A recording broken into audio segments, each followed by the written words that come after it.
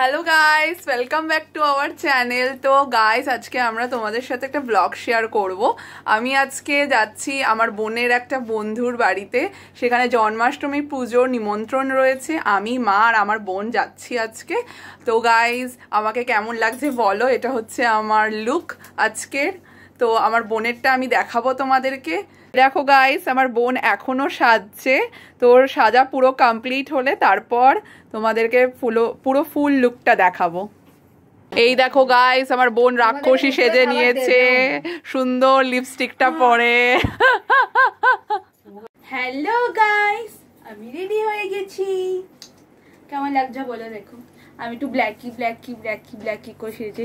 আমার লিপস্টিকের জন্য আমার দিদি আমাকে রাক্ষস বলছে, সরি রাক্ষসী বলছে। দেখো, এই যে আমার নিচের এই স্কার্টটা আমি অনেকদিন পর পরেছি।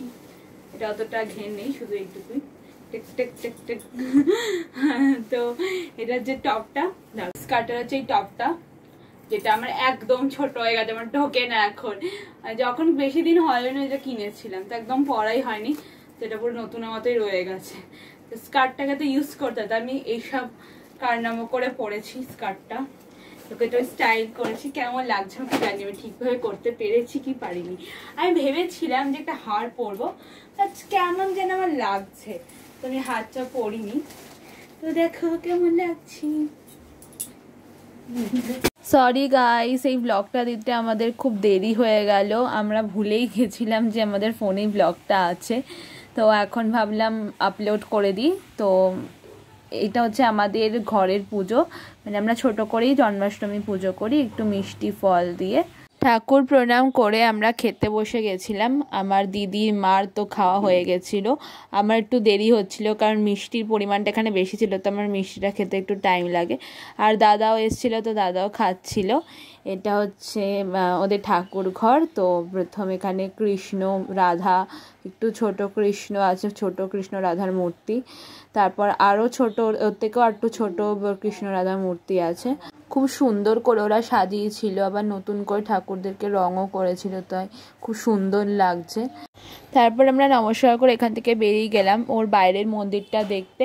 আমি তো দেখিয়েছি, মা দিদি দেখছিল বা ঘুরে ঘুরে চারদিকটা, কারণ আমি তো একবার এসেছি এখানে, তোমরা জানোই। আমারটা আগের ব্লগও আছে, যেটা শিব পুজোর দিনে ব্লগ ছিল। তো সেখানেই আমি ওর বাড়িতে এসেছিলাম যখন এই মন্দিরেই পুজো দিয়েছিলাম। তো আমি তো দেখেছি, তো দিদি মারা দেখেনি, তাই দেখছিল ঘুরে ঘুরে। এই লাইটটা আমার তখনও খুব পছন্দ ছিল, এখনও এত সুন্দর আছে এই লাইটটা, আমার খুব পছন্দ ওদের এই লাইটটা। আর আশেপাশে মা দিদি সবাই ঘুরে ঘুরে দেখছিল। তারপর আমি আবার চলে গেলাম নমস্কার করতে। ওর বাড়িতে নানা রকমের গাছ ছিল, তাই আমার মা সেগুলোও ঘুরে ঘুরে দেখছিল। এই যে ওর বাড়ির খরগোশ, আমি তো আগেই ওর সাথে খেলেছিলাম, বাট আমার দিদি তো খেলেনি, তাই আমার দিদি অনেকক্ষণ ওর সাথে খেললো। কোল থেকে তোকে ছাড়ছেই না, নামাতেই চাইছিল না। তারপর পাখির সাথে আমরা অনেকক্ষণ খেললাম, উড়ে উড়ে সবার গায়ে গিয়ে বসছিল। Thanks for watching, see you in the next video.